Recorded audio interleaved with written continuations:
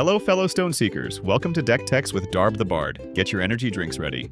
You will need them to keep up with the amount of energy we plan to create with this deck. I originally built a big energy deck with Existence that I had lots of fun with. Now with Call of the Stones we have more toys to play with that allow us to create even bigger energy. A link to the full deck list is in the description. As always, if you enjoy this video, please like and subscribe. When playing this deck, the cards I'm most excited to see in my opening hand are Professor Dro Stardust and Gleaming Power Cell. Both let us save unspent energy for the following round, but they operate differently. The Power Cell has higher upside since it lets us save up to 4 energy each round.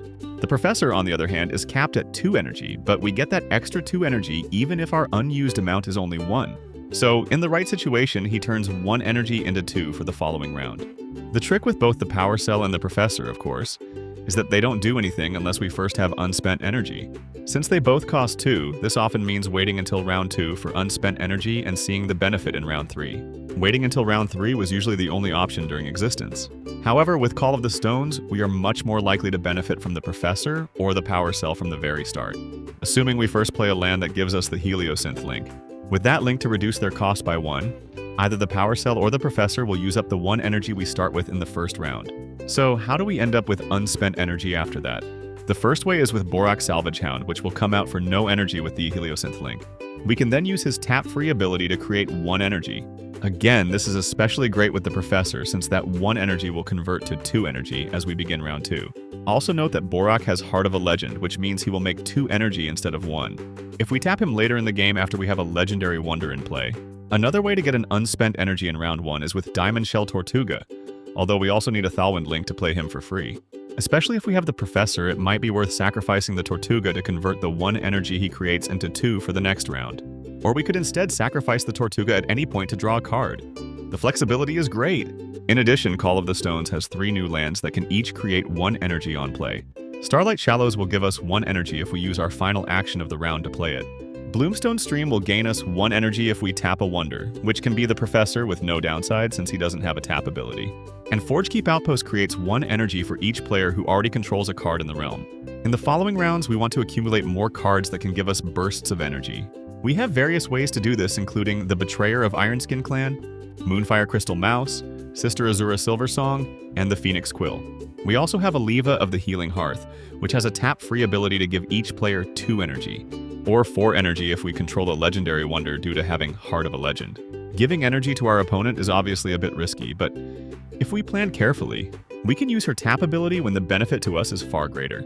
Another fun card is Stimbleton Steel, which can be tapped to destroy an item and then gain us energy equal to that item's cost.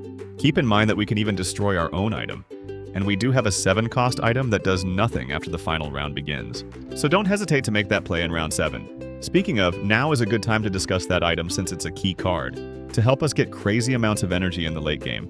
That item is the Great Core of Alderok, which says, at the beginning of each round, each player draws an extra card and gains double their energy. Yes, this is another card that also helps our opponent. But again, we hope to make better use of all this excess energy than our opponent can. Doubling the amount of energy we start with each round is crazy, but things can get even crazier if we can double our energy again. How, you ask?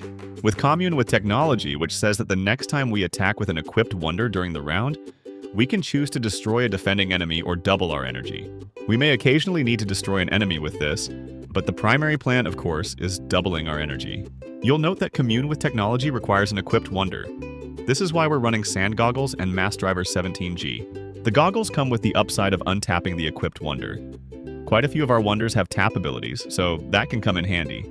The Mass Driver also has upside in that it makes the equipped wonder legendary, which could be what we need to turn on the Heart of a Legend abilities found on Borak and Aliva. The last big energy makers I'll mention are a 2-card combo, the Light Primordial and Skraal, Ruler of the 3 Lakes. The first step is to play the Light Primordial to create 10 energy. With that energy, you play Skraal and target the Light Primordial.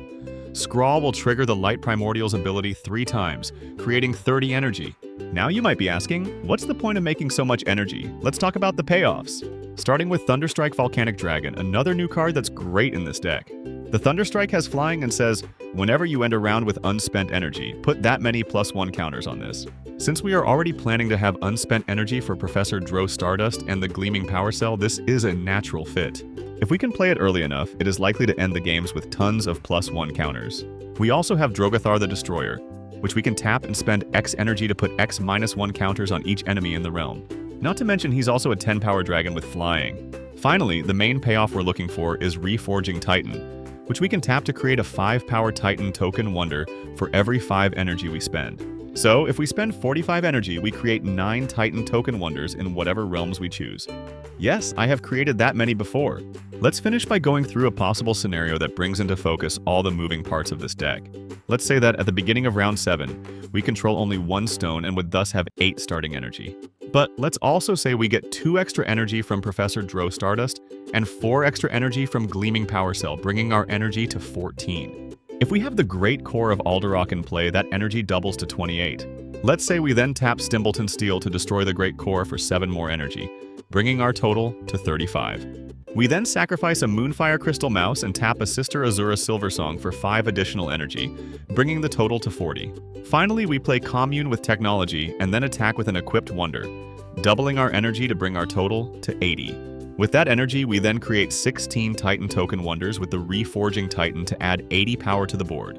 Yes, this is probably the best case scenario, and yes, it requires a lot of setup and hinges on how much removal our opponent throws at us. But as someone who has played this deck, I can tell you that in the right matchup, it's within the realm of possibility. What do you think of this list? Have you played with a similar deck or any of these card combinations? What's the greatest amount of energy you've been able to create in a single round? Until next time, may your games be filled with wonder.